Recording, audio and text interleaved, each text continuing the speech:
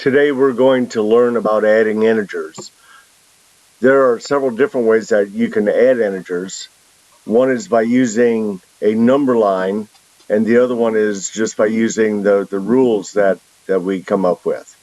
All right, so to use a number line to add integers, you always start at 0. All right, on a number line, 0 is your starting point. And if the number is positive, if the first number is positive, you move however many spaces that number is to the right. If the first number happens to be negative, you move to the left. Once you get to that number or move those amount of spaces, then you move the direction and the number of spaces of the second number. Once again, if the second number is positive, you move to the right, and if it's negative, you move to the left. All right, so let's do several examples using a number line. So it says use a number line to find the sum of -7 plus -4. Well, we start at 0, and because this is negative, that means we move to the left. So we move to the left 1, 2, 3, 4, 5, 6, 7. So we ended up with at -7 after the first one. Second number is -4. It's a negative, so that means we continue to move to the left. So we go 1, 2, 3, 4. Here's our ending point, and you can see that that is at -11. So -7 plus -4 is equal to -11.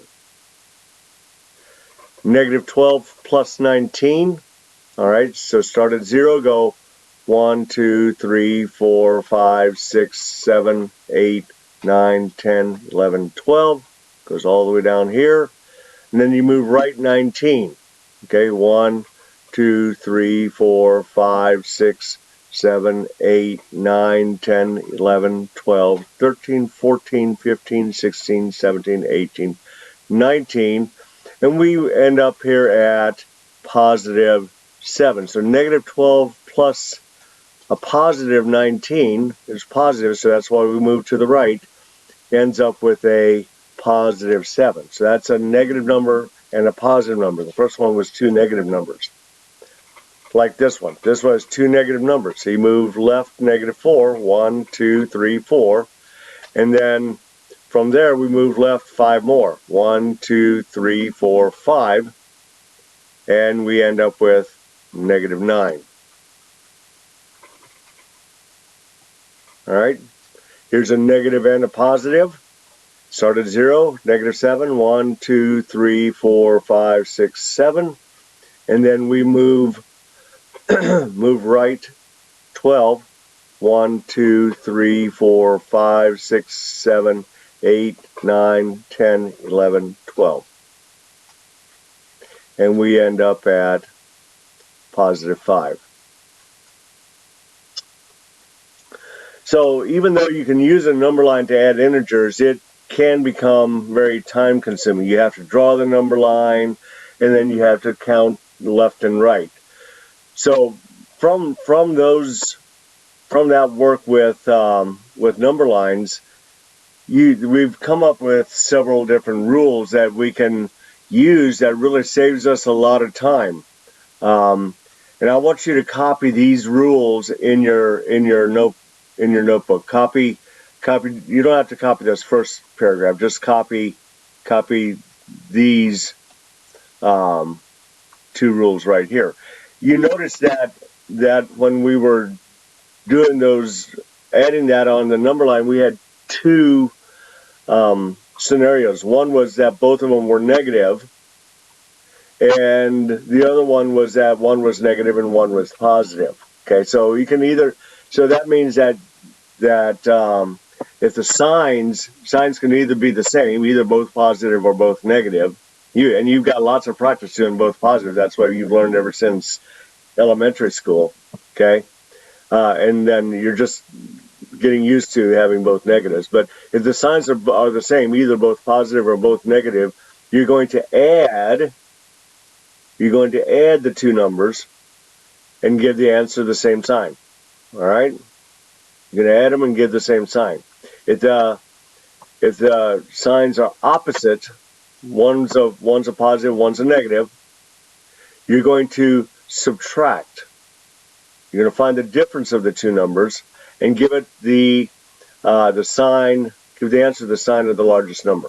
And when I say the largest number, I mean actually the sign of the absolute value of the largest number. Okay, or largest number with the number with the largest absolute value. Okay, so copy these two notes, these two rules into your notes. Okay, so it says find the sum of positive 8 and negative 4. So this is a positive 8 plus negative 4. So the signs are different.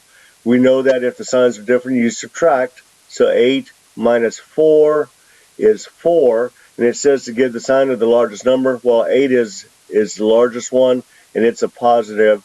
So this is a positive 4. If it's a positive, we don't have to put a plus beside it or anything. We just leave it like it is. Okay, so 8 plus negative 4 is positive 4. Negative 23 plus 35. Once again, the signs are different. Okay, so we're going to subtract 35 minus 23. And you notice I put the 35 up on top. It doesn't matter because we're adding. Okay, and you can add in whatever order you want to add. Okay, so I'm always going to put the largest number up on top. 5 minus 3 is 2. 3 minus 2 is 1. Okay, now we have to decide if it's a positive or negative. Well, the 23 is a negative, 35 is a positive. The 35 has a larger absolute value, so it's a positive 12. Negative 5 plus 3. Okay, so we're going to subtract 5 minus 3. Ignore that negative sign right now. Okay, just subtract the numbers. 5 minus 3 is 2. Now we look at the signs.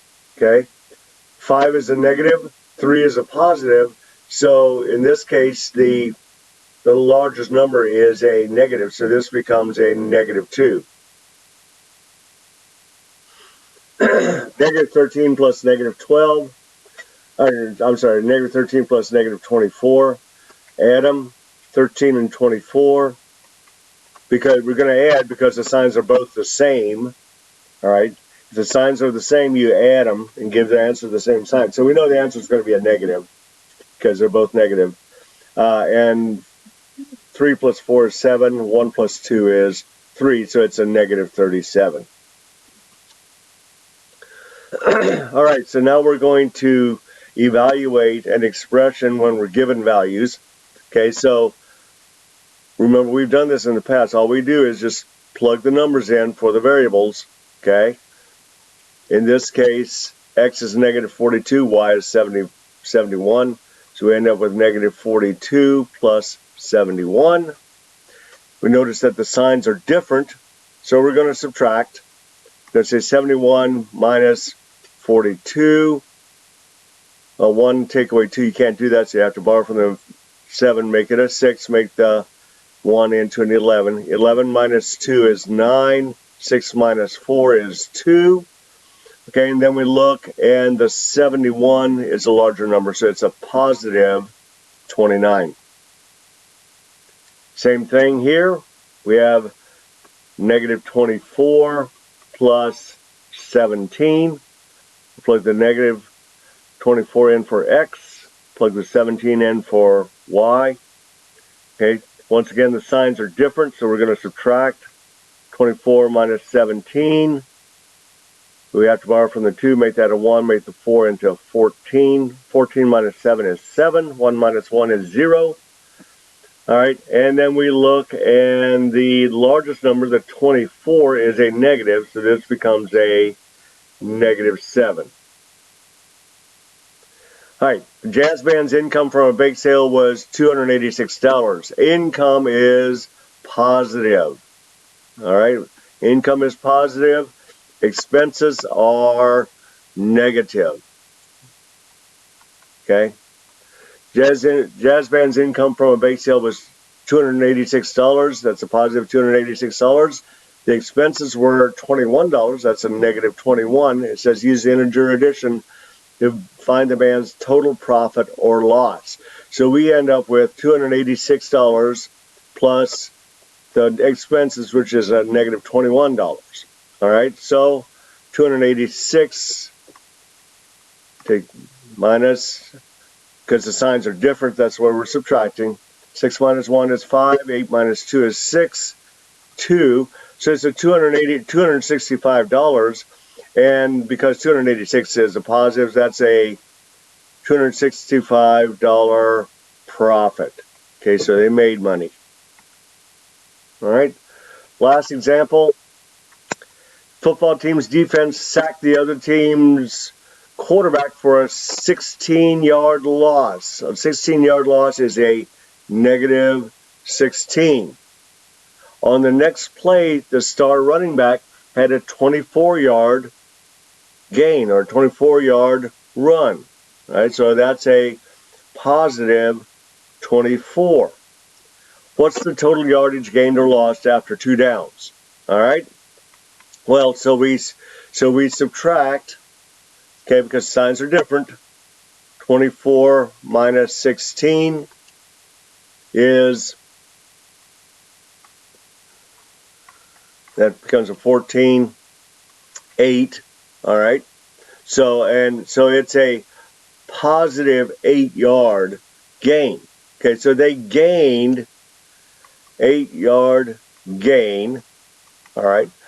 So did the offense have a first down or did they have a third down? Well, because they only gained 8 yards, they have a third down. They did not get their 10 yards yet. Okay, so they have a third down. All right. So let me know if you have any questions. Go ahead and start doing the classwork that I've assigned to you.